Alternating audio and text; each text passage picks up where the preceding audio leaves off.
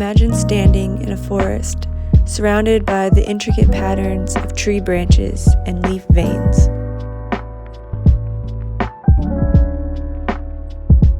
These are fractals, repeating shapes that have a calming effect on our brains. Studies show that simply looking at these patterns can lower stress. Physicist Richard Taylor suggests that our visual system is in some way hardwired to understand fractals. He says that the stress reduction is triggered by a physiological resonance that occurs when the fractal structure of the eye matches that of the fractal image being viewed. Fractals help us feel connected to something bigger and steadier, grounding us in nature's rhythm.